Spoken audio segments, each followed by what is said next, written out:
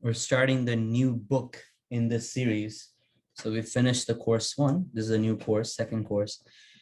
And this one is going to build upon the things that we have learned in our previous course. That was, what is guru? Who are we? How do we approach a guru? And what are Vedas and things like that. So we've already covered this chapter, but I'm just going to go over it very quickly. And so this chapter will have certain topics that we will be going over this course, right? So this course, the second course, basically has some Siddhanta topics and then have Sadhana and Sadachara topics. Siddhanta topics are, what are the principles, right? Siddhanta is actually, the word itself means principles. Sadhana and Sadachara means our behavior, our etiquette, our sadhana, our meditation, our actions. That's what it means. So the Siddhanta, you'll have different, identifying the divine guide and how Bhagavad Gita helps us to establish certain principles in our life. And then what are the qualifications of an ideal disciple? So we learned about the guru before, or how guru helps us understand the Vedic knowledge. Now, in this course, we're going to learn about how to become the proper disciple to approach a guru. And we'll also be talking about reincarnation. And today's topic, the new chapter, will be reincarnation, and then how to evolve towards perfection. And we're going to use our sadhana topics to just understand the Siddhanta or the principles. So chapter 1 is talking about the importance of Bhagavad Gita. What is the spirit of Bhagavad Gita and how to understand the Bhagavad Gita? So, Krishna says in this verse in 9.1, the Supreme Personality of Godhead said, "My dear Arjuna, because you're never envious of me, I shall impart to you this most confidential knowledge and realization, knowing which you shall be relieved of the miseries of material existence." So the most important thing in here where Krishna says that you are never envious of me. So that is exactly why Arjuna was able to get this knowledge. So for us to get this knowledge, one of the qualities we should have is that we should not be envious. So we should always be studying scriptures under the guidance of a spiritual master. And Bhagavad Gita itself is a very transcendental literature. There's certain comparisons or certain mahatmyas, which are the importance of Bhagavad Gita before the Bhagavad Gita starts in the Russian. The main 3 ones are the 3, the 6, and the 7th one. The third one is comparing Bhagavad Gita to Ganges water and how it is very purified. It is not like, it's like if you think about the Ganges, it may appear very dirty from the outside, but it's still very pure, and still, many people have the faith in the Ganges that is the purest water. The 6th one says that Bhagavad Gita is like the milk of a cow that is milked by Krishna himself. So Gita is basically the sweet milk that is milked by Krishna. The cow is actually represented by the whole Vedas. The essence of the Vedas is given in Bhagavad Gita. And that is why it is so important as well. And out of all the common scriptures, Bhagavad Gita is the most important for all the common people, for everyone, not just devotees, for everyone. It's not it's not fake, or it's not just to show an example. It is a real thing, and it's the eternal voice of Krishna. Bhagavad Gita. Gita means the song, the voice, and Bhagavad means Bhagavan. So Bhagavad Gita itself means the song of the God, or the voice of the God. So we need to understand that Bhagavad Gita is not, symbolic. It is something very real. It's a historical account, and we should not miss the goal of Bhagavad Gita. We should understand who is Krishna. Why are we accepting something from someone named Krishna? Who is Krishna? So we have to understand those topics. And what is the relevance of Bhagavad Gita today? And is it scientific to accept the knowledge of Bhagavad Gita? So all these points we covered last class. So I won't spend much time on it, but I think this kind of gives the basics of what we covered in chapter 1. Now, Bhagavad Gita talks about a very important topic, And we covered this topic also in our previous course, which is about the soul. What is the soul? What is the importance of soul? Because we are not the bodies, we are the soul. So before we understand anything else, we need to understand ourselves. And that is what we're going to talk about today. So what does soul do? And if you remember, this, one of the Siddhanta topics was here. One of the Siddhanta topics was reincarnation. Is that a fact or a fiction? And that's what we're going to cover today. So let me pull that up real quick.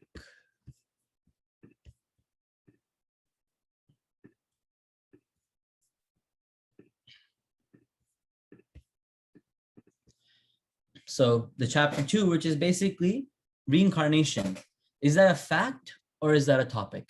So these are the same topics from which we'll be covering today. I mean, which we'll be covering in the whole course. And one of the main important ones is reincarnation. So is the incarnation a fact or a fiction? So before we continue, let's take a what do you guys think? Do you think that reincarnation is a fact or a fiction? And don't say something just because your parents have told you, or your friends believe in it, or someone told you, yeah, it's some real thing. Just believe it for the sake of it. What do you guys really think? So go ahead. Let's talk about do you think reincarnation is real? Do you believe in reincarnation, or do you think it's just a fictional story that our parents tell us or somebody told us and we're just forced to believe in it because we were following Hinduism or something like that? So what is your take on the word reincarnation or the concept of reincarnation? Hare Krishna. Yeah, Hare Krishna. So I guess, I don't know, I feel like my concept may be a little bit more like Vedas based, since I read the Vedas growing up, but I always wondered how other people would most I guess religions would be like, if you don't follow God, then you're gonna go to hell for eternity. And that just really confuses me, because I really don't think God will put you in that position where you're gonna suffer for eternity, because he loves us. He's not gonna put us in a position where he's gonna make us suffer for eternity. That makes no sense. There's gonna be a way he forgives us. There's always a way for forgiveness. Everybody's gonna have to change. Even in the material world, you're gonna have to be forgiven for what you do, your actions. You can change, right? So obviously it never made sense to me why some people would be like, oh, you're gonna burn for eternity. I don't really think that's how it works. So another really if you make a mistake, you need to get I guess punishment, and then you go to hell, but you get another chance. So it just completely makes sense that you're getting reincarnation, that God's giving you another chance, and as many chances as you need to go back to him, because he actually genuinely loves you. It's not like a I guess he's not entitling you with fear. He's not pressuring you with fear. Oh, I'm gonna install fear in your heart, so you will have to worship me. That's not how it is. Because I've been through so many, probably millions of births to be where I am now, and every single time it just makes sense that he's forgiven me. It's as to where I am in the position now. He's like, yes, you've done something wrong, so I'm gonna give you the birth that you deserve, because you deserve that birth. What you've done is wrong, but I'm gonna give you another chance. Either way, I'm going to and I'll that it's also another logical thing, why what do you call it, poverty never ends in the material world, because everybody is there's so many people being born, obviously, and that's all from reincarnation and karma. Your bad karma that you bring in, you're going to be put into that position of poverty by any chance. And then so when somebody's like, why can't you ever end poverty? It's because of their karma, it's because of their past life. That's the only thing that kind of makes sense. Yeah. I guess, in my opinion. I don't know. Exactly. No, you hit the right points. And we're going to talk about the views of reincarnation from different religions, and also why do we even go to hell, right? Why is there a reason for us to go to hell? And so we'll talk on all those topics. Anyone else wants to share? That was very good. Yes. So Hare Krishna. Yeah, Hare Krishna. Go ahead. So I feel like the law of conservation of energy might even help justify it. So it's where energy cannot be created, destroyed, only transformed. So I think that also makes sense with souls and living entities. That's also correct. Because if you think about it, where anything in this material world is in the end coming from the spiritual world.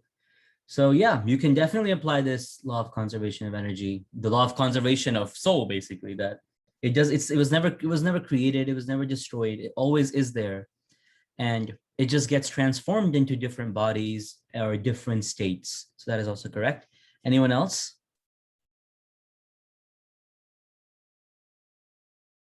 Don't be embarrassed if you don't believe in incarnation. That's totally fine. That is why we have the class today, to kind of understand why is there a concept of reincarnation, and why do we need to understand it, right? Even if you don't believe in reincarnation, maybe you can use the points that I mentioned today to make your point stronger, or to make my point weak, or like that kind of thing. So if anyone even thinks that it's fiction, it's not a fact, then please don't be embarrassed to share. I believe that reincarnation is true because Bhagavad Gita says it, but I don't have like a practical example or anything like that. I just believe it. Okay, that's good. Yeah, there's very hard to find because practical examples, like like that's exactly true. Anyone else? I like regarding to reincarnation. I have a small thing that if I'm allowed I can share. Yeah, go ahead, please, definitely. So basically my grandmother, her mom passed away when she was really small. Mhm. And like my grandmom's mom, she passed away when she was really small, like 4 years. And then after like when she turned like 13, a little girl came to her house and said, "Oh, you're my daughter." And my grandmother was surprised, and she said, "I remember that I passed away when you were 4 years old." And like she knew everything about my grandmother.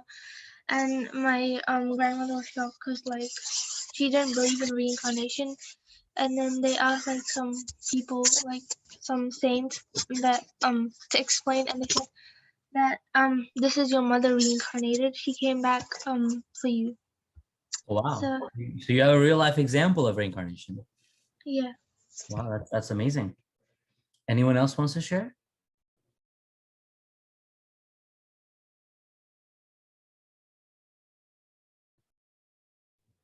Can I share one example? Yes, sure, please go ahead. So, when I was like searching up on Google, I found this like woman where when so she reincarnated, and so first time she was a human, she reincarnated, and again she became a human. And when she was the second time she was a human, she remembered her past life. So when she got married and all this stuff, and when she got a child, like when the child is born, like you get pain, right? So she died by that pain. And then in her next time, she also became a human, and she remembered her past life. She reincarnated, and she remembered her past life, how she lived not here. She was born in Delhi, but she remembered that she was from her past life. She was born in Mathura, and all her parents. She's saying that you're not my parents. I had one child, I had a husband, and she was always saying all these stuff. Wow. Her name was Shanti Devi. What's her name? Shanti Devi. Oh, okay. I've never heard that story, but wow, that's amazing. Yeah, there are many such cases actually. And we'll talk about why, such cases happen. Like why people remember their past life. So we'll talk about that as well. Anyone else wants to share?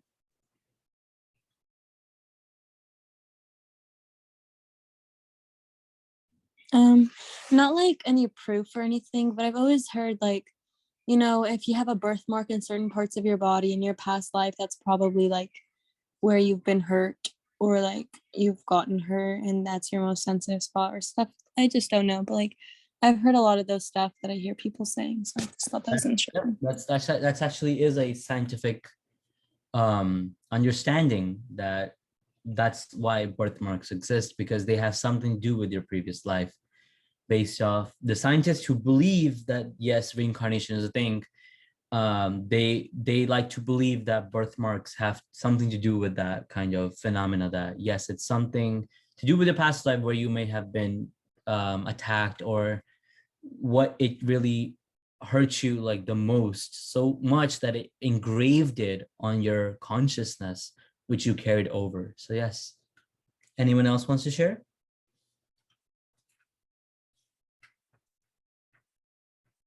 Okay, so let's start with the topic today.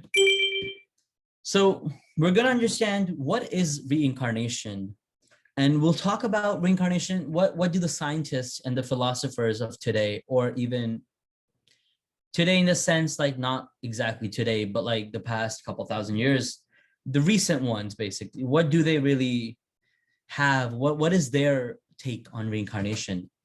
We'll also look at some scientific proofs for reincarnation. And then we're going to talk about why don't we remember our past lives? Like, you know, certain people like, people shared their stories that people do remember, but then why don't the whole general public really remember our past lives? And then we'll take a look at reincarnation through different religions like Islam, Buddhism, Christianity, Greece, and all these kinds of big religions that were there, and what is their take on reincarnation. And then we'll look at the relevance of reincarnation today. So there's a verse in Bhagavad Gita where Krishna says that as the embodied soul continuously passes in this body from boyhood to youth to old age, the soul similarly passes into another body at death. A sober person is not bewildered by such a change. So Krishna is saying that the soul will pass from one body to another. Another verse from Bhagavad Gita, Krishna says, Vasam Sijirnani Yatha Vihaya. In that verse, Krishna says that, you know, just like we change, you know, like different clothes, like for example, today you're wearing, let's say, a white shirt. Tomorrow you might wear a blue shirt.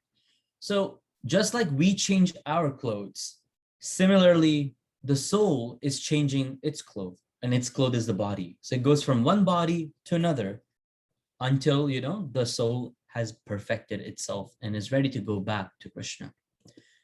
So what is reincarnation? Now, an intelligent person would want to know, like, why is he suffering so much?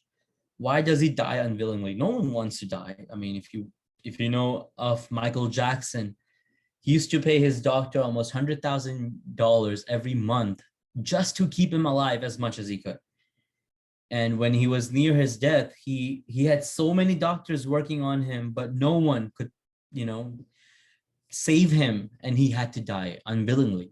And he lost everything. And, you know, not just him, so many people died. We don't want people to die, but they died. They leave the body behind. So suppose another, like some people think like, you know, suppose a kidney or a heart is transplanted from someone else's body into mine. Do I experience a little of the other person's nature mingling with my own? So the answer is actually no. It's, you know, it's very different. The soul is different from kidney, heart, pair of eyes, or whole the material body. And the material body is like a cage for the spirit soul that is residing within the body. So even though such things may be interchanged, the nature is only, or the consciousness is with the soul.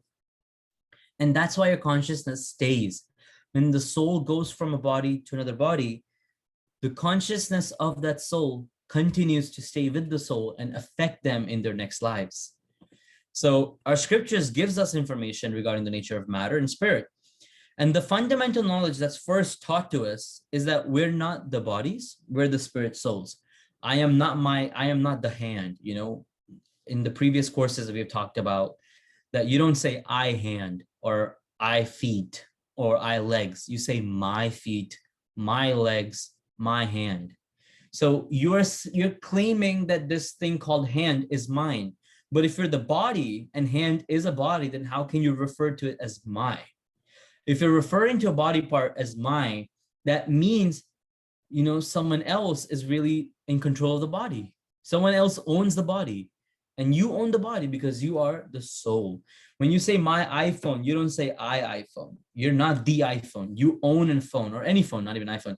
You own a phone. It's your own, that you may have paid for it. Your father, your parents paid for it, whoever paid for it.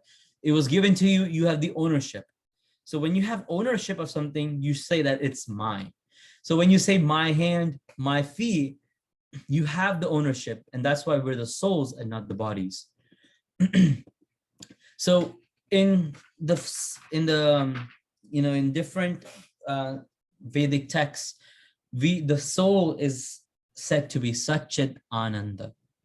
That word, when you break it down, Sat means eternity. Sat also means the truth. What is Sat? What is the truth? So the eternity, or the absolute truth.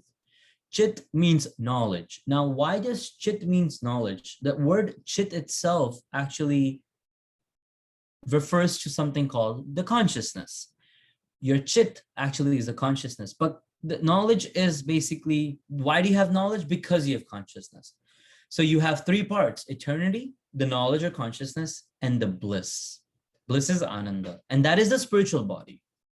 So we have different layers.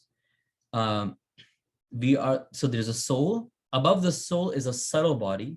The subtle body is made out of mind, intelligence, and false ego. Above the subtle body, we have something called the gross body. The gross body is earth, water, fire, air, and ether. So we have these 8 things. There's a verse in Bhagavad Gita, Bhumirapo Nalovayu Kammano Buddhirevacha Ahankara iti yamme bhinna prakriti ashtada. The word ashtada means 8 things: earth, bhumi, nalo, water. So like that. So bhumirapo nalo vayu, vayu, air, fire. Kammano buddhirevacha. Buddhi is the mind. Ahankara iti yamme. Ahankara is the false ego.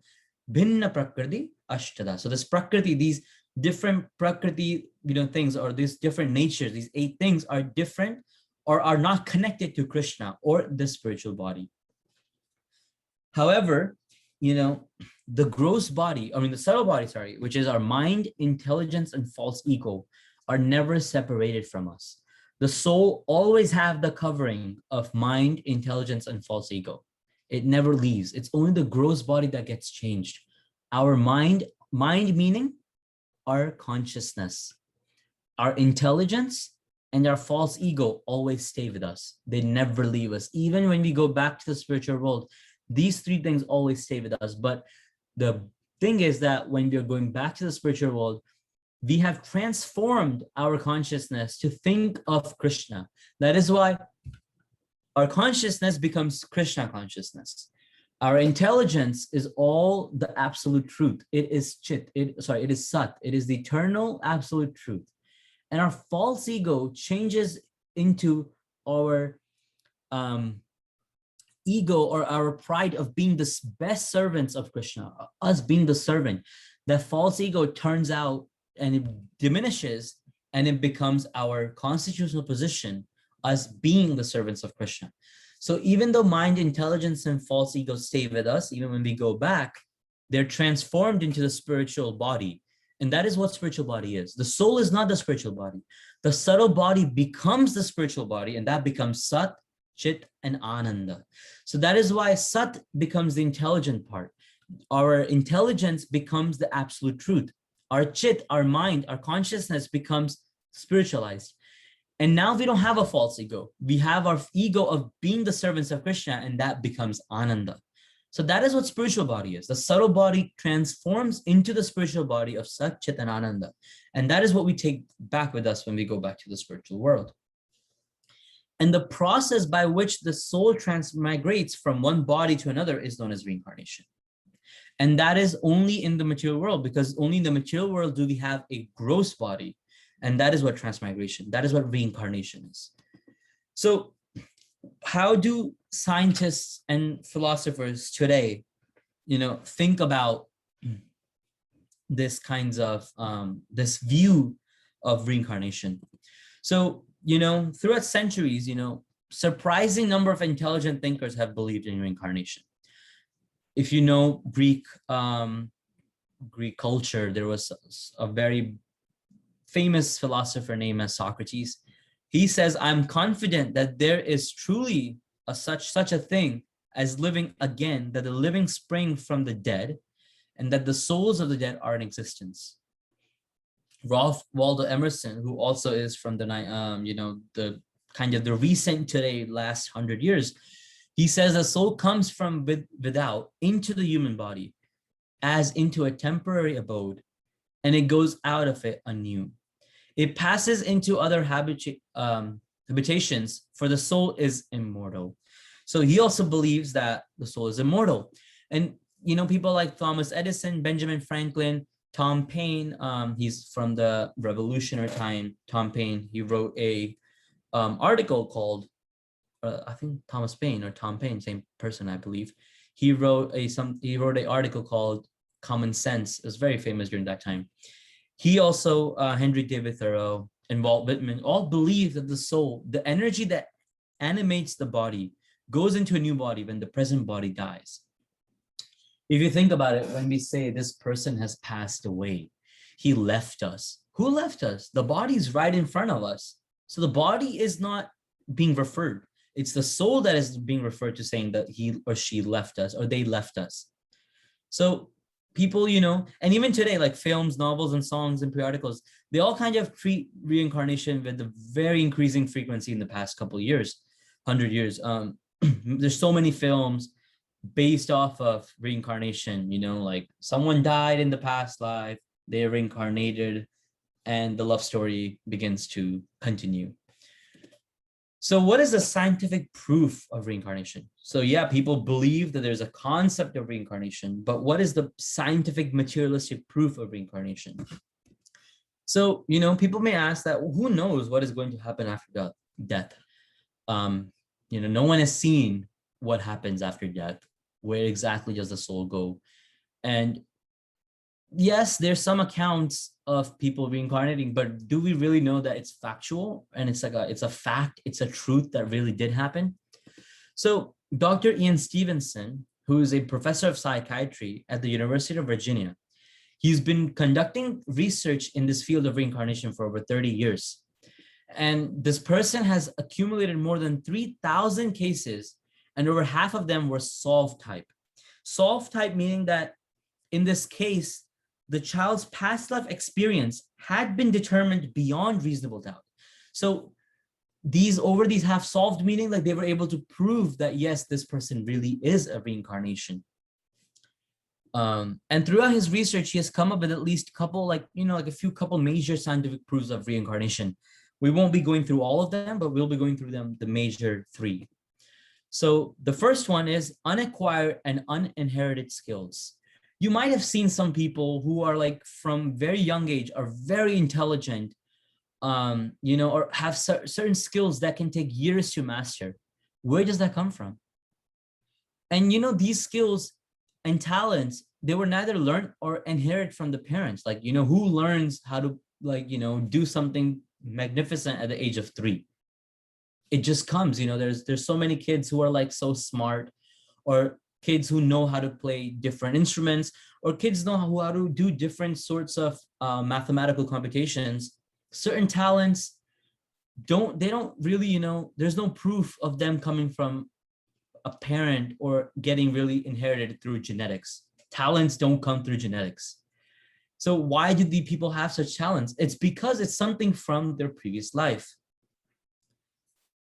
Second thing is phobias. When you have scared, or like when you have a fear of something, fear of heights, these phobias and all these things are much commoner phenomena.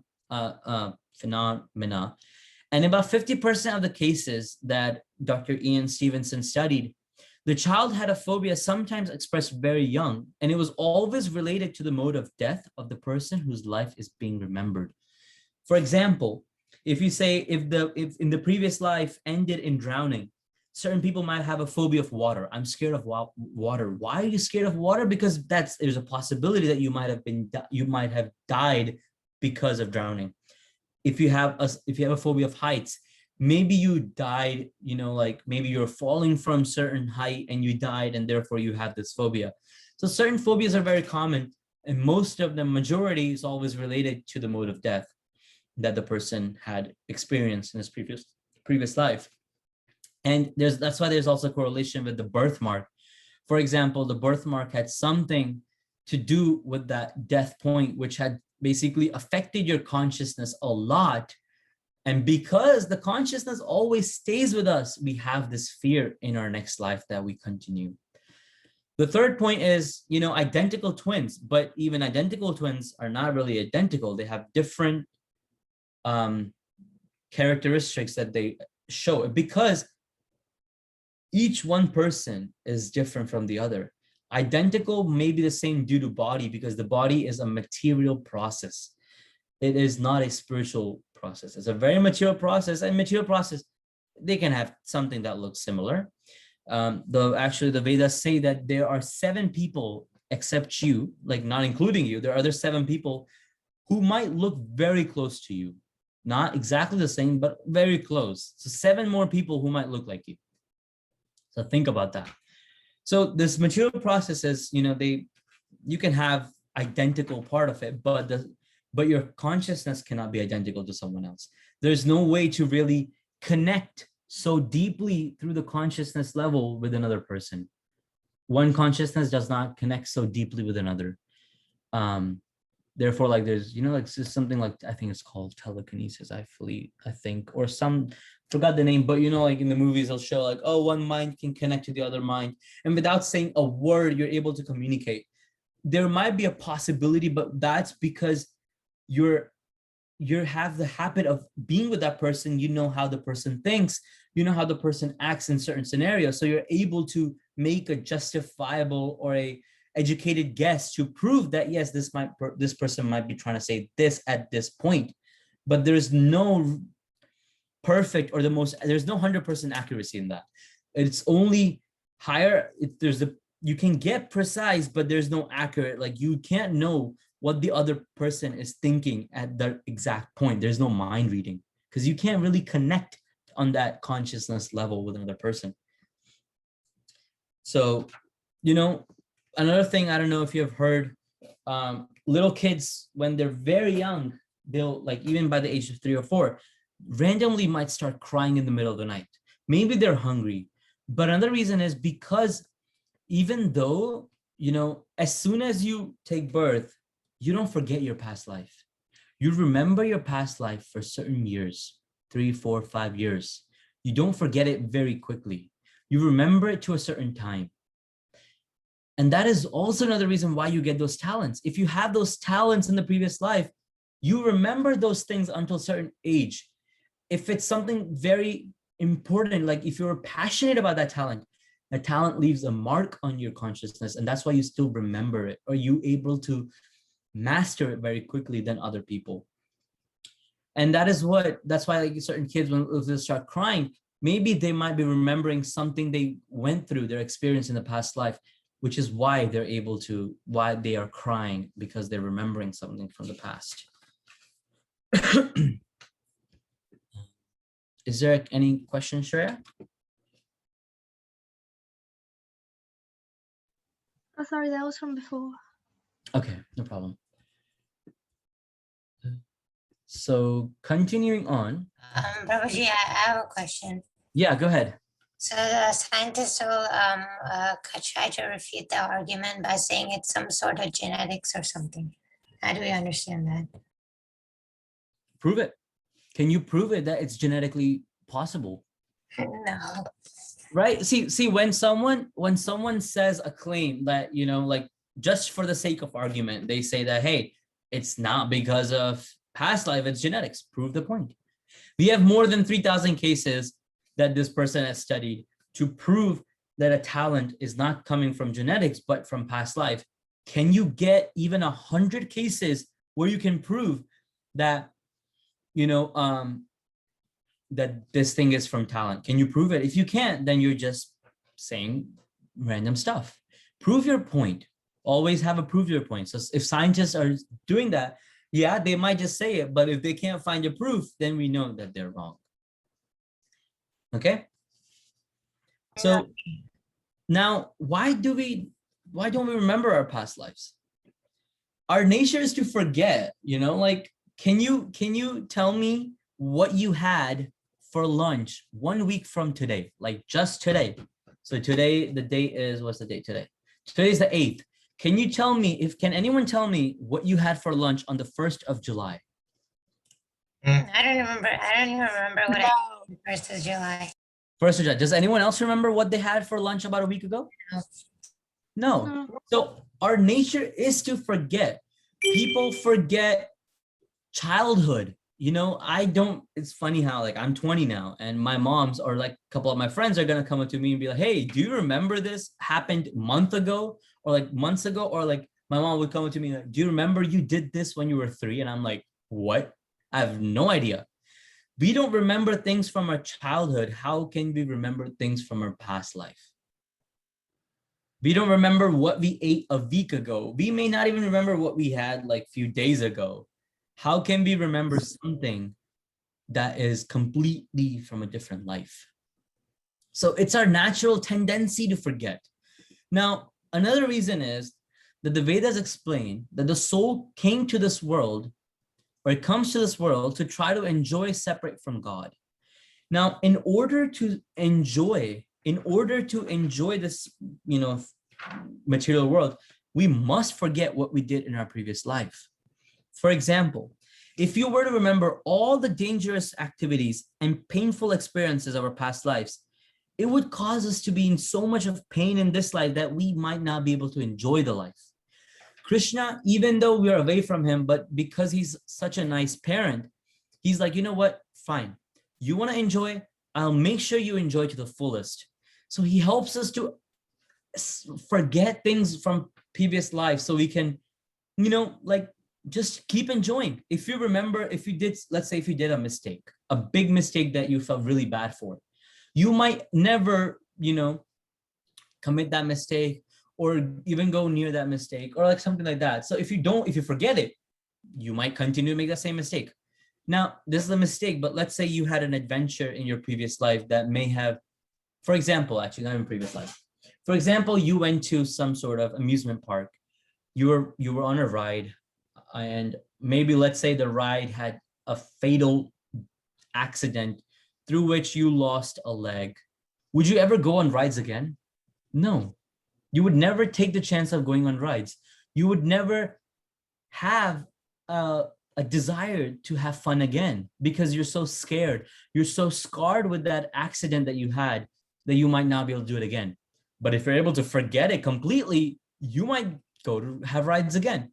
So Krishna is helping us enjoy this world as much as we can. And for that, he helps us to forget everything we did in our previous lives. Now, another reason is that Krishna wants us to forget what we did in our past lives and have a fresh start to do the right things and come back home to him as soon as possible. If you commit a mistake, you learn from it and you move on. So Krishna helps us to understand that mistake, understand what was the right thing to do, forget what you did wrong. Don't worry about what you did wrong. Just understand the lesson you took from it, apply it in this life, and go and move on. For example, when you start a project, when you do some sort of project, it might go well for some time, but then you're like, you know what? I completely failed this. I completely messed it up. I want to start again. It's so much fun to start again, do everything properly, do it right this time so you don't make the same mistake. That is what Krishna gives us the opportunity to. He's like, all the mistakes you did, learn from them, apply it in this new life, and come back to me as soon as possible. Now, why do certain people remember the past lives? And that is because Krishna is trying to set an example or prove the point of reincarnation. We don't understand things until it's proven to us. What's the proof of this? What is the proof that God exists? What is the proof that I am supposed to do this? What is the proof of that? What is the proof of this? What is so on and so forth? So Krishna gives us certain scenarios for us to understand that, yes, reincarnation is a legit thing. It's a real fact. He gives us examples in this material world for us to understand that, yes, it is something true. It is not fiction. It is fact. So that is why Krishna does that. Now, what do different religions have to say about this? So first one, let's look at Islam. So in Islam, there are three forms of transmigration accepted by the classical Muslim thinkers. Now, let me tell you one thing. We're going to look at Islam, we're going to look at Christianity, we're going to look at Buddhism, and we're going to look at how the Greek mythology also was. All these things, keep in mind that I'm talking about the original way of what Islam was taught, not what it is today. What it is today is very perverted of what it used to be. Islam, Buddhism, Christianity, all these things, the original concept of these religions were very similar. But now, because of perverted nature, Kali Yuga, everything has fallen apart. So yes, today's religions don't believe in reincarnation because that fact was taken out for certain perverted reasons. But in the original sense, or the original religion, they had it. It was just taken out. So I'm talking about the original ones that were first given. So Islam has three forms of transmigration. It's also in the Quran, these things. So first thing is Huhul. That means the periodic incarnation of a saint or prophet.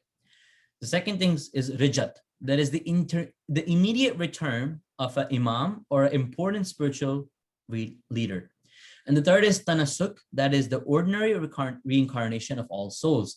So Islam also does believe, the true Islam does really believe in reincarnation. And there are three different types of transmigration they talk about.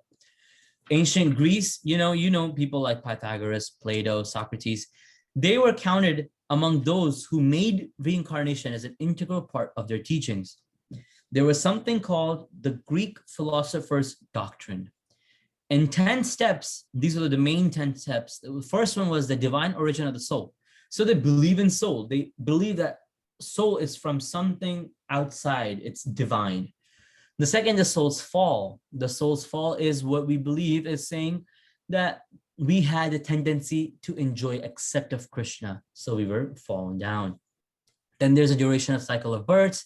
Then there's the address of souls awaiting reincarnation. Not all souls get reincarnated. Some souls are stuck somewhere due to some certain reasons, and they're awaiting reincarnation. The fifth is the inevitability of transmigration. That means reincarnation is important. The sixth is the possibility of release from cycle. Seventh is the judgment in an underground realm, which is what we call hellish planets, where we're judged, we're given certain punishments. Eighth is the judgment and the condemnation of the wicked. Ninth, reward of the pious. And 10th, an ordered scale of human lives. So let's talk about just one comment I want to make. Why do we suffer, or why do we go through so much in hell? The reason is Krishna is very merciful. As we were talking earlier, he wants us to forget our past lives so we can enjoy the fullest in this life. That's the same concept why we go through so harsh punishments in hell. For example, if you had done such a karma, such a bad action, that your leg was supposed to cut off, but instead of you getting your leg cut off, it may only be a finger. Would you be happy if your finger gets cut off or a leg gets cut off? Of course, the finger. Let's say even to ease that off, only a finger cut. That's still better than getting a finger cut off. So for us to enjoy completely in this material world, Krishna makes certain arrangements for us to, go through that hellish pain, go through those pains, because when we get our material body, we can enjoy the material body to the fullest. We can have the complete sense enjoyment we have. If we don't go through that, then after getting this material body, you'll go through so much pain, so much anxiety, so much suffering that you won't be able to enjoy. So Krishna, being so merciful, if you want to enjoy, he takes us through hell so we can get rid of most of our bad karma and only suffer a certain percentage. So even there's not complete sense enjoyment, because he still needs to make sure, because the world is still a place of suffering. Dukhalayam ashashvatam. This place is still a place of suffering. So he has that fact, but at the same time, he makes sure that we don't suffer too much and we can still enjoy. Moving on. So let's talk about Buddhism. The idea of rebirth in Buddhism is implicit. The enlightened state, or the buddhi, cannot be achieved in one lifetime, and it takes many thousands of years. One does not live for thousands of years. So this is implicitly saying that there is something called reincarnation. The Jataka tales, which is very famous in Buddhist culture, and it is believed that it is the birth stories told by Buddha himself. Now, who is Buddha? Buddha is the incarnation of Krishna. And in the Jataka tales, there are 547 stories of the enlightened one's past incarnations as a god, as an animal, and even as a tree to help conditioned souls to achieve liberation. It's true. Krishna was incarnated as so many times as a god. He took so many incarnations as even an animal, or a boar is an animal. But it was all to have the conditioned souls achieve liberation. So these things are also true. And in Christianity, there are many passages in the Bible indicating that the Christ and his followers were aware of the principle of reincarnation. Once the disciples of Jesus asked him about the Old Testament prophecy that Elias would reappear on earth, and Jesus declared that John the Baptist, who was beheaded by Herod, was a reincarnation of prophet Elias. And this is all in the Bible. And here Jesus says that this is Elias, which was for to come.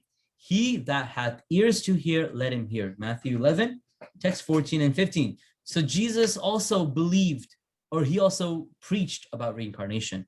And many early church fathers were advocates of the principles of reincarnation. And I have certain names. They were, of course, very early on of Christianity.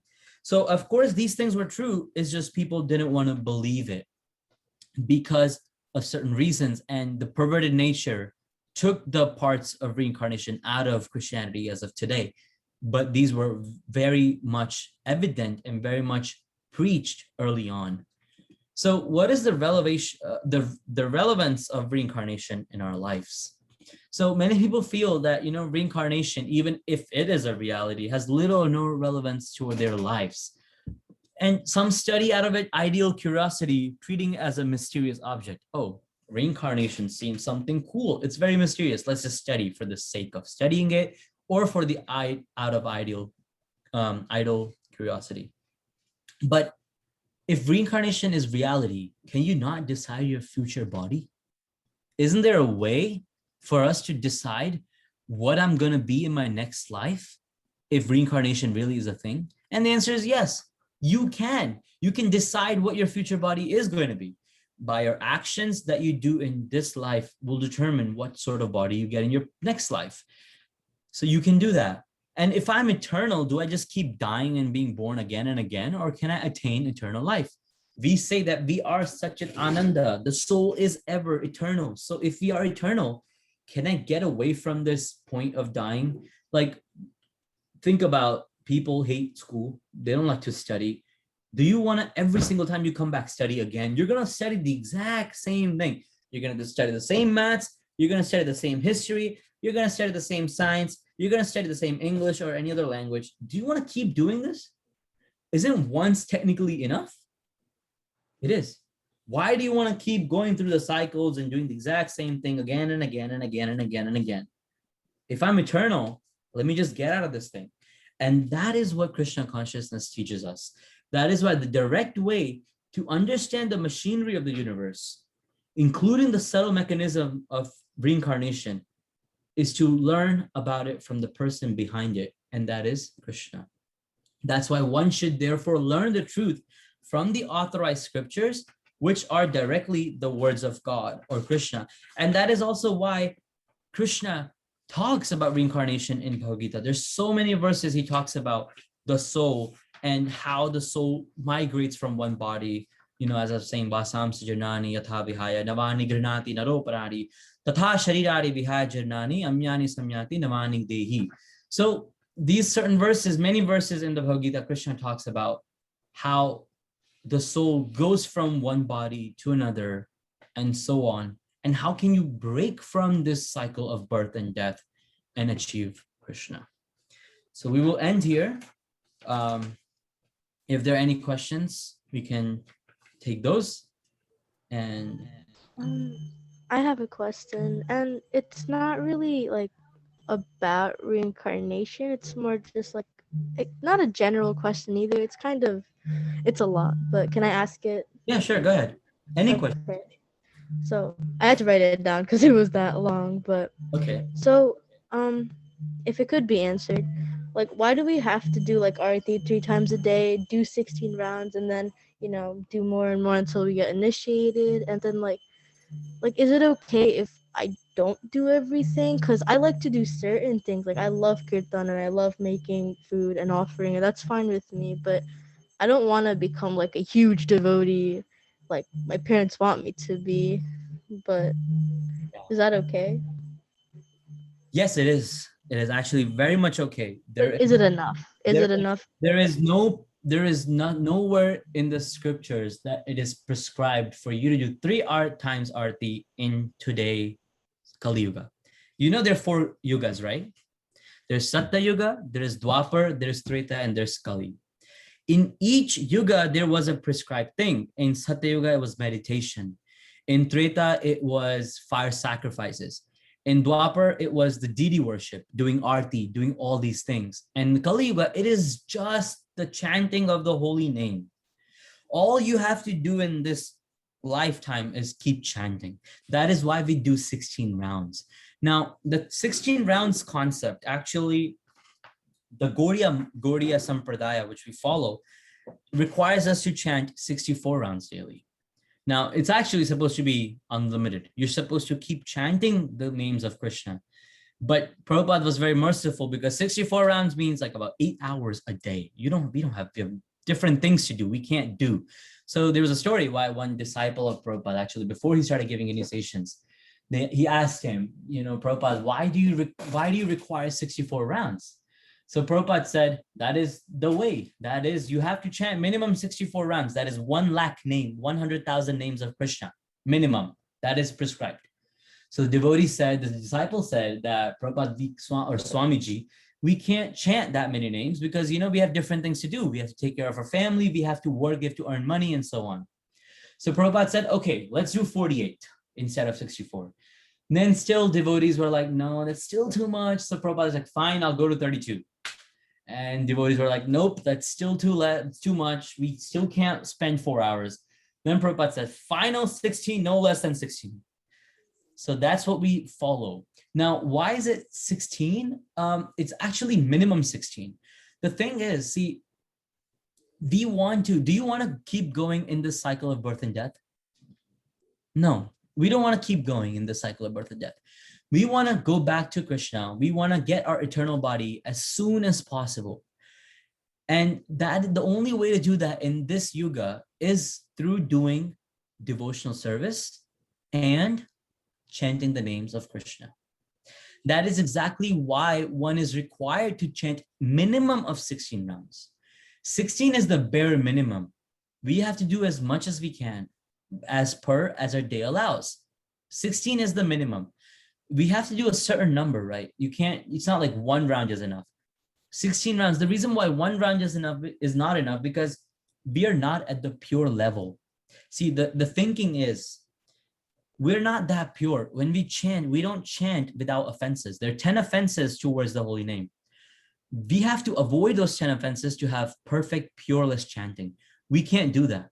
So that is why we do 16, that at least out of 16, certain names were pronounced without any offenses that Krishna accepts. That is why certain devotees do even more. They're like, the more, the merrier. Out of 16, let's say out of 16 rounds that one does, Krishna was like, you know what? I'm only accepting 1 round. People are like, okay, fine. You only accept 1 round. I'll do as many as you can. So you keep counting more and I come back to you early as possible. So yes, it's good. I completely understand that you don't like certain points and I'll agree with it. I'm a kirtan lover. I love kirtan. I do not like classes. I do not like to listen to philosophy. That is not my thing. It's just not I don't understand sometimes philosophy. I mean, now I'm kind of diving into philosophy, but before I would not like philosophy. I was like only kirtan. But the thing is, what is kirtan? It's just the holy names. It's the same Hare Krishna Maha Mantra that we recite while doing japa. Only difference in kirtan is that you got the harmonium involved, you got the mridanga involved, you got kartal involved. That's it. But the basics of even kirtan is the holy names. So that is why we should also continue to do our japa. The 3 times arti, those are all actually, yes, they're devotional service, but at the same time, they're also what we call rituals. Doing arti is very much a ritual. Of course, it's a devotional service because you're still serving Krishna, but it is also a ritual. Doing arti, doing all these kinds of things, these are all rituals. Fire sacrifices, these are rituals. These are not exactly completely, to the core, it's not devotional service. Even though it's for Krishna, but it's still not completely devotional service. It's very much a ritualistic thing. And that is why Prabhupada always kept the, the standards of doing these things very minimum. Once do arti, once just give Krishna food because it's still devotional service. But the main preference that Prabhupada always kept forward was the chanting of the holy names. So if you don't like certain things, don't worry about it, but always make sure that you continue to do your chanting. If you don't chant, then nothing will seem happy. If you chant, then everything will seem happy. So always keep chanting. And yes, 16 rounds might seem enough, like a lot, like it takes 2 hours. And, you know, after initiation, of course, you are required to chant more than 16 because 16 is a very bare minimum. It's like getting a 30% on a test. That's a passing, like let's say 50% on a test. That's a passing. You want to get 50% or do you want to get 90% on a test? Of course, you want to get 90. So 16 rounds is 50%. It's the passing. You are done with the school, you pass with an F or D or whatever the minimum passing score is. We are aiming for 90 or 100. And that is why we chant more rounds. We chant more so we can perfect our life in this specific lifetime, that we don't have to take birth again next time. Because there's no guarantee that even next life you'll be enough. We're very lucky that we have been into Krishna consciousness in this lifetime. There's no guarantee that there's going to be the same type of association next lifetime. So why not take the best use of what we're given today and reach perfection so we can go back to God? And that is why devotees are, especially initiated devotees, because initiation means you're taking this very seriously. They're required to chant more so that they can easily go back to God. Okay? Okay, well, I have one more question. Yeah. And I guess it's like it's the same thing, but basically it's about like Ekadashi and stuff. Like what if we just do what if we just chant like 16 rounds and do like nothing else? Like every day you just chant. See, my question still stands the same. Do you want to get a 50 on the test or do you want to get a 90 on the test? You tell me. Do you want a 50? Would you be happy with a 50 on the test? Probably not. No, you want a 90, right? Or 100. So that's the same. I like bare minimums. See, the thing with Ekadashi, I know it's very hard to not eat something, or like when you're used to eating so good food and then one day you're like, okay, now I have to eat quinoa, sabudana, or whatever your mom or whatever you're forced to eat. Yeah, it's painful. It's definitely painful. But the thing with Ekadashi is, Ekadashis are not normal days. On those days, 16 rounds have, actually on Ekadashis, 1 round is equivalent to about 1,000 rounds. That is why people chant more rounds on Ekadashis, because it's more powerful. You get more benefit. Now, actually, Ekadashi itself is a very ritualistic thing as well. The fasts, like each Ekadashi has a story behind it, and the fasts that are presented, those are all ritualistic activities. Those are actually not devotional service. And that is why people are like, okay, let's just do chanting. Now, why do people fast? Why do people fast on Ekadashis? The reason why people fast is like, they want to devote that day to just chanting. They don't want to think of anything else. They don't want to think of sleeping. They don't want to think of work. They don't want to think of eating. Eating takes time. You have to first prepare the prasadam or bhoga, then you offer it, then you have to eat it, then you consume it, and then after eating, sometimes you feel sleepy, and then after that, you have to go to the restroom, and then all that, so much stuff. It takes so many hours out of day just for eating. So devotees are like, you know what? I'm not going to eat, and I'm only going to focus on the chanting, only the chanting. And that is why people do Nirjala Ekadashis, or they do Ekadashi that I'm not going to eat anything, just maybe drink water, and focus mainly on chanting. So it is okay if not. See, the thing is, one should do bare minimum. Bare minimum on Ekadashi is at least chant your rounds nicely, more attentively, more sincerely, because those rounds are going to have a lot more effect than your normal rounds. Like if you do 16 rounds on a normal day versus on Ekadasi, one round is 1,000 times. So 16 rounds, 16,000 times the benefit of our 16 rounds that you're doing the day before. So chant rounds, chant your 16 or like how many rounds you do every single day. On Ekadashis, make sure that at least you're not eating grains. There's reason because grains is basically where Kali resides. So at least on Ekadashis, we should stay away from certain things. It's just one day in 15 days. It gives a break to your digestion system also. You feel, actually, it's a proven fact, scientific fact, that you'll feel more energetic after fasting than eating the whole day. So of course, you don't have to keep it too strict. There's no rule that you have to keep it very strict. Prabhupada always said, keep it bare minimum if you can't do it, but always make sure that you are chanting. So that's the thing with Ekadashis. There's no certain rule, but at the same time, reason why people set those rules is that they can focus more on chanting, not for the ritualistic point of view. Because Ekadashis very much are rituals. The fasts that Ekadashis demand are very much ritualistic. So devotees are like, you know what, I'm not going to do this for the ritualistic point of view, but I'm going to do it so that I don't have to focus on eating, and I can focus that time on doing my rounds, doing more rounds that day. So that's why people fast. It's not, you should not fast because it's recommended. You should fast to the point that, you know, you can put that time towards your chanting and continue. Hare Krishna, Prabhu. Yeah. Can I add on to what you just said? Yeah, sure. Okay, so I think she was asking the question about like doing the bare minimum in Krishna consciousness and how you don't have to go like any initiation or anything like that. Sorry. So like how you don't have to like, you know, I guess be a Bhakta devotee and you can do like, you can go on your own path in Krishna consciousness.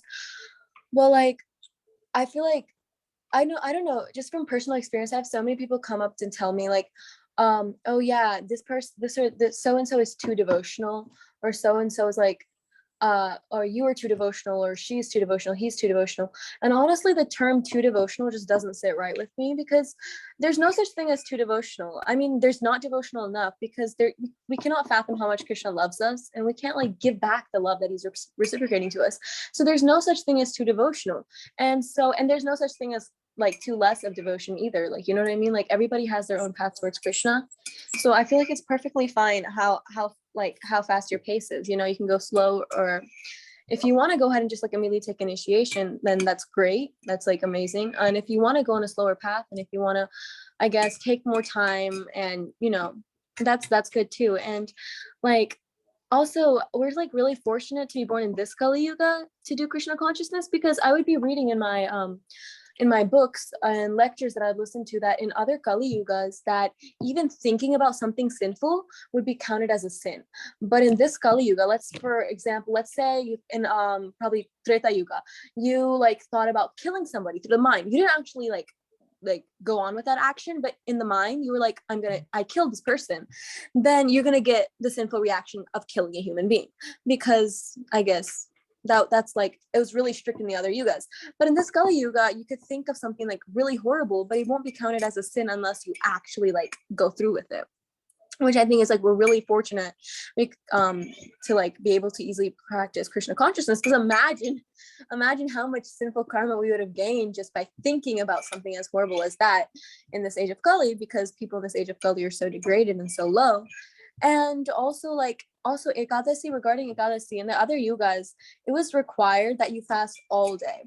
like, in every single Ekadashi. But in this Ekadashi, all we have to do is avoid grains. But in other Ekadashis and other yugas, we had to fast completely from everything. We'd have to go the whole day without food. So it's Krishna consciousness is technically made way, way easier for us in this age of Kali because of how bad it is. And I feel like, I don't know, maybe it's just me, but I feel like really like thankful for that, because I personally know that I could not go on fasting all day every single Ekadashi when I can like barely do it on Nirjala, so That's true. See, the thing is, there's no guarantee that your next life you're going to be a human and you're going to have exactly the same conditions as this life. So that is why devotees don't want to they don't want to take a risk, because, as she said, Kali Yuga, of course, is very thing. And, it's funny. If anyone calls you too devotional, then just think that your life is perfected. That means you have attained it. If someone really calls you too devotional, then think that you have achieved the perfection of life. That's it. So if someone calls you too devotional, that's the best compliment you can get spiritually, thinking that, you know what, I'm going back this life now. That is guaranteed if someone calls you too devotional. So think it in a positive way. But anyways, yeah. So yes, it's okay to do the bare minimum. There's nothing wrong. It'll take time, but of course, everyone in the end is gonna go back to Godhead one day. But the question comes up to you: how fast do you want to go? How soon do you want to go back? Right.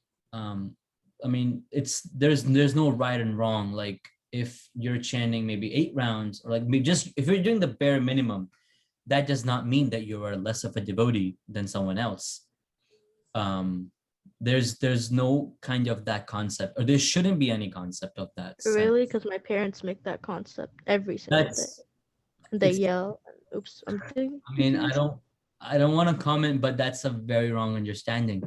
Because if someone is doing, let's say, bare minimum, that does not make them low. That does not make them lower than others. Just because one is chanting 20 rounds and the other is chanting 16 rounds, that 20 round person is not more elevated or more or like better than the 16 rounds. Everyone has their path. Everyone takes their time. There should be no force from parents. This is one thing I liked about my parents. Like, I've taken initiation. I'm 20. I've been into Krishna consciousness for almost 13 years. I was never forced from my parents. Instead, I was the one who brought them into ISKCON. I started Krishna consciousness before. So I was never forced by my parents. Even for initiation, they never forced me that, hey, you should take initiation, or you should do this, or you should do that, or you should not do this, and stuff like that. They kept it very free. And that's how you're supposed to. Krishna consciousness won't come to anyone by force. It doesn't come. Instead, if you use force, it goes away. Yeah, it's going away from me a lot. It's been going away since like 2 years ago. Exactly. So you should not be forced. Krishna consciousness will not come forcefully. It will never come forcefully. If anyone tries to forcefully apply Krishna consciousness, it just doesn't work. Krishna consciousness is something to be experienced by someone internally, understood the meaning. So I'll tell you from the Vedic texts, from the scriptures, Bhagavatam, Bhagavad Gita, Upanishads, nowhere does it say that being or doing the bare minimum is an issue. You will take time, that is true. You may take longer time than someone who's doing more rounds, but eventually everyone will go back. The question is up to you, how soon do you want to go back? The sooner you want to go back, the more you're going to do.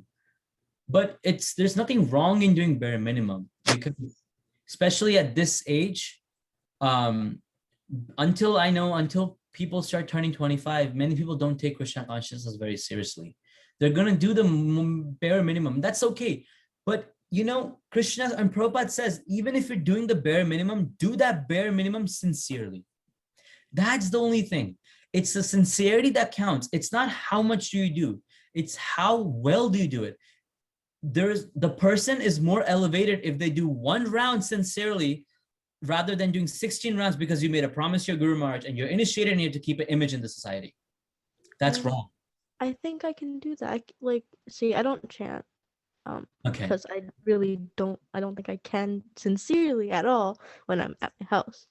But if you say that I can do one round and do it really sincerely, which I think is possible if I just go outside and do That's it, fine. See, then even I if can you do if that. you start with one round sincerely, I can guarantee you in a few years, you're going to be chanting 16 on your own. See, this is the magic, or this is the power of Krishna.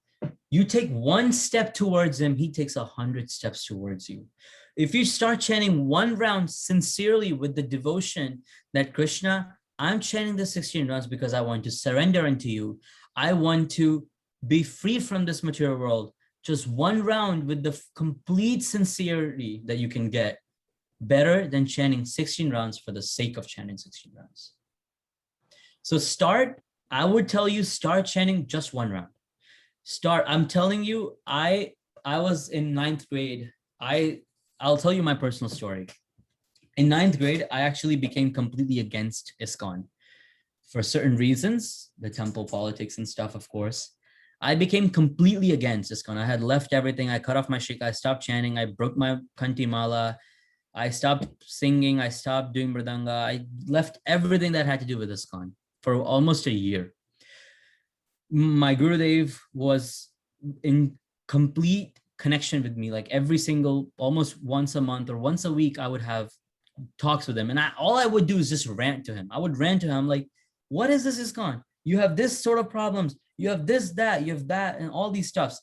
And all he did was he listened and he told me how to take it in the right way. And he told me, don't leave chanting. That's all he told me. He said, drop everything. It's fine. You left shika. You forget everything. Just don't leave chanting. I listened to one thing he said was I was not leave chanting. 1 year was one of the biggest transformations for me. I came from against ISKCON towards ISKCON. And then when I turned 18, 3 years later, I got initiation from him. So the thing is, don't leave chanting. Even if it's one round, do sincerely. And of course, automatically, you'll start to go from 1 to 2, 2 to 4, 4 to 8, 8 to 16, and so on and so forth. But start with 1. Don't leave chanting, no matter what. Because even think about it. Even if something is, let's say, many people will come up to me, be like, my parents or school or friends, they're really, being really mean to me. Don't forget, the whole world will be against you except one person, Krishna. He's always going to be for you. If you start chanting, maybe because of your sincerity, he might even transform your parents to not force you for anything. Think about it. Krishna will give you material and spiritual. He doesn't give you just one. He will give you, I know people who chant Krishna for material benefits, and Krishna's like, you know what? You're coming to me for material benefits. I'll give you material. I'll give you the whole wealth of this world. I'll make you the richest person on this planet. I'll do all that. You just have to go to him. You just have to go to him. And you have to take that one step. You have to start standing. Yeah. So Wait. you should start, you make a promise from tomorrow, start chanting one round, just one, sincerely. And one day you will see the difference of that sincerity that you have in your life. It'll be easier to do things. Your life will be more simpler. It'll be easier. You won't have many obstacles and everything. So start with 1 and slowly go up, but only go up when you feel,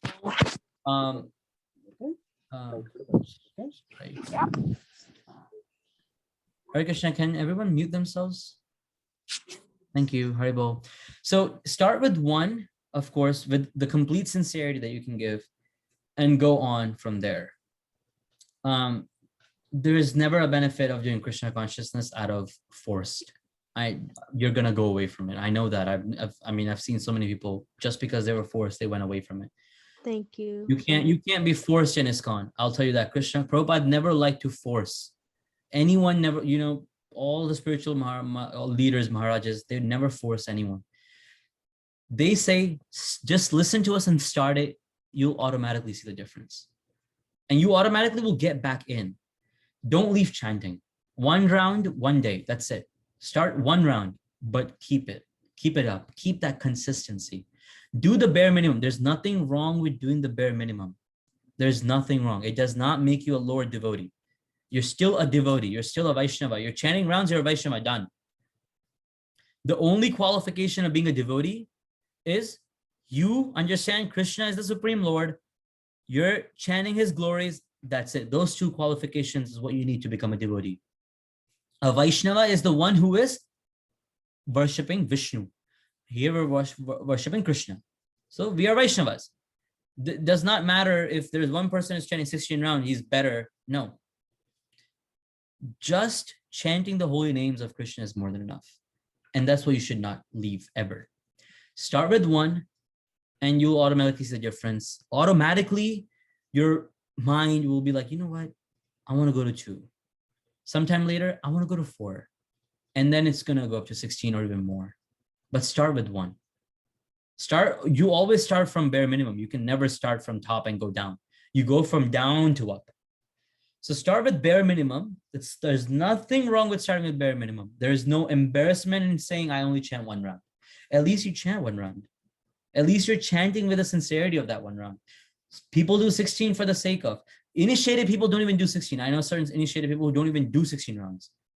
They're worse than one person who's just doing the bare minimum. Do the bare minimum. There's nothing wrong with doing bare minimum, but you have to keep up the consistency. You have to keep up the sincerity, and you have to keep up the faith that yes, Krishna will support me at every step. So start with 1 and go up. There's nothing wrong with doing just 1 round every day. All right, thank you. Can I add something again? I'm sorry. Yeah, go ahead. Your name is Barshana, right? So something that really helped me was like, I never grew up around devotee associations. So I would kind of like be by myself. So I would be like reading books by myself and stuff that I got interested in. But most of the things that I did in my life was like, because I had to do it, like kind of what you had to go through, like, oh, I have to chant, so I'm going to chant, it's not like out of love or out of my own will that I would do it. And then until I started like getting friends in Krishna consciousness that were like maybe in the same, like, I guess, mentality as me, it was like, I started getting more interest. I'm like, there's other people around me that actually have like the same interest as me, or like who are in the same path of struggle with me, who are struggling. And I understand it's like way harder when you get it from your parents, because like I feel like you relate to your friends more than your parents, because when you're with your parents, you're like, oh, they're telling me to do it because they're my parents, I obey them because they're my elders, I listen to them. But when I'm with my friends, I'm like, dang, there's somebody else like me that has interest in this type of stuff, and maybe like I should take it up too, and maybe it'll actually help me, because you vibe with that person, you know what I mean? And so like that really helped me a lot. And now, since I have so many friends that are really sincere in Krishna consciousness, I'm just like, maybe I should start getting more sincere. Like in the beginning, it was just for the sake of doing it. But now I feel like there's other people that want to do it with me, and that I can slowly improve with, that I can share my thoughts with, that I can, at the same time focus on Krishna consciousness with which I think is like absolutely amazing. And another thing about Srila Prabhupada was when he was making people into Krishna consciousness, they would be like at the temple, they just started a new temple in New York, and most of the Matajis, I think it was Yamuna Mataji, that would like smoke while she was cooking prashadam, and obviously that's not allowed in temples. And so like Prabhupada wouldn't even say anything about it. He would like, every time she wanted to smoke, he'd be like, go outside, smoke, come back and cook for Krishna. And she's seeing that Prabhupada was like so calm and so patient with every single person, that they just fell in love with him and just came into Krishna consciousness. Like he didn't go to them and be like, you have to stop smoking, otherwise Krishna will not love you. You know what I mean? They'd be like, Prabhupada, I want to go smoke outside. And Prabhupada would be like, okay, go smoke. And he'd be like, come wash your hands and cook for the deities again, And slowly devotees would feel so much love. They're like, I know what I'm doing is wrong and I feel guilty for it. And they'll just like stop it. And eventually they're just like, it's just the power of love. It's not even about like fear of God. It's about the power of love with God. Like you can share anything with him. Like at night, I'll just be like telling him my whole life story before putting him to bed or something. It's somebody that you can have an intimate reaction with. It's not something that you should be like, I guess, forced into. It's a mutual connection. Yeah, that's agree. Get yourself a spiritual buddy. Where do you live? I live in Bensalem, Pennsylvania. Pennsylvania. Uh, Mhm. how There's a much? great devotee community there. I don't know. How far are you from Harrisburg? Um, I don't know. I actually don't. I don't know. There's a book on your island. Yeah, I don't know much about Pennsylvania. I used to live in Philadelphia before, but yeah. But yeah, see, Um, like, I mean, see, I when have a you, lot of I have a lot of online devotee friends. If you want, at this maybe point, we could like chant together sometime or something. at, That'd be at this point, exactly, it is basically online now. So get yourself some people, like, like, be with people who think like you. There are a lot of people, I'm telling you, there are a lot of people who are on the same path as you. They're forced from parents. They don't like doing it. They want to do it, but because of the force, they're always let down. So it's very normal in today's thing, especially how the society is. But yeah, I think you should just start with one at least. So, and it will automatically come to you. Rely on Krishna and everything will come to you. Your life will be a lot more easier. All right. Thank Start you. with start with one round. There's no harm in doing that. That's how I started. I started with one round. For 2 years, I was training one rounds. Then slowly I went up and up, and it took me time. It took me about 12 years to get to 16. So there's nothing wrong with it. So start with one, and then slowly, automatically, you'll increase yourself. You won't realize, but automatically you start increasing your own rounds. But do that one round with a lot of sincerity. Even if you want to do the bare minimum, do it with complete faith, do it with complete sincerity. And that's more powerful than trying to go up the ladder without that faith and sincerity. Okay? Okay, I will. Thank you. Anyone else has any more questions? We have went way off time today. But Can I say something? yeah, go ahead. Basically, like something about force, that if you're forced into Krishna consciousness and you like by your parents and you don't like it, then you might think that I don't want to become a devotee because I don't want to become like my parents to force someone into Krishna consciousness. Basically, I didn't come, like I came into Krishna consciousness like 2 years ago, and I was actually like my parents forced me to go to one class, and I did not want to be there. But what kept on inspiring me, it's like weird, but I had a really competitive mentality. So like I always felt like I wanted to be ahead of everyone. So everyone in my like that Krishna conscious class knew a lot of shlokas. So like I was like I want to be better than them, or like chant more rounds than them, and like stuff like that. And slowly like I realized that I shouldn't go in the competitive mentality, and that now I'm just like, okay, I need to chant because I need to chant, but like out of the competitive mentality. So yeah. See, spiritual competitions is very good. Having a competitive mentality in spiritual life is very good. But at the same time, there's no place of jealousy or envy in spiritual world. So if we keep that spiritual competitive mentality, till the time there's no envy and no jealousy, it is completely bona fide. It's very good, actually.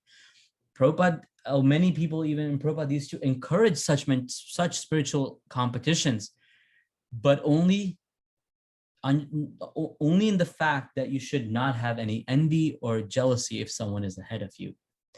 That's the only thing.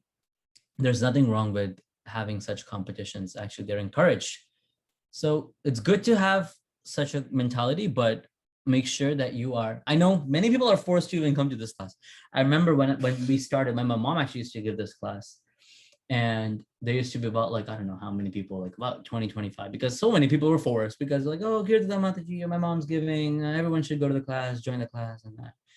Slowly it died. Now it goes up to 10, 11, but these 10, 11s are perfect. Small, the better. And then my mom was like, it's better because if a teenager gives a class, it's better because I've been through all the things that you guys have told about.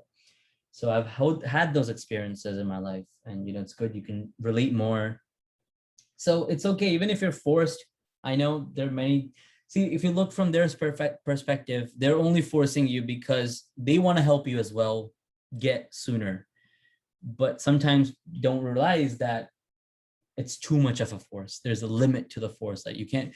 If you pull a spring not pull, sorry. If you compress a spring too much, like the more you compress it, the higher it goes off. If you take a spring and you compress it all the way down, it's gonna shoot off really high. But if you compress it just a little bit, it won't go too high. So that's why, you know, if you force too much, you're gonna bounce away from it more. So, but yeah, so that's fine. And there's nothing wrong with having competitive mentality. Just make sure there's no envy and jealous. You can't be jealous of others, and you should not have envy. If you have jealousy and if you have envy, that's where that spiritual competitive nature gets destroyed. In spiritual world, there's no place for jealousy and enviousness. And that's what we're talking about, right? In the chapter when I was talking about, in the verse, Krishna says that because you're not envious of me, I will give you this knowledge. Because you're not envious of me, only then I'll give you this knowledge. That's why there's no place of envy in spiritual world. But it's totally fine to have competitions, spiritual competitions. But make sure there's no jealousy and there's no envy. That's the only criteria, that's the only requirement. Okay, so let's end here. It's getting late. So vancha kalpa tarubhyascha kripa sindubhayeva cha patitanam pavanebhyo vaishnavebhyo namo namaha. Vaishnavrinda ki jai, Shri Prabhupada ki jai. Hare Krishna. Hare Krishna. Thank you so much, Prabhuji. Hare Krishna. Very grateful to you. Hari Bol. Thank you all the devotees. Thank you, Haribol. Thank you for Hari joining. Bol. Hare Krishna. Closing the call. Hari Bol. Krishna.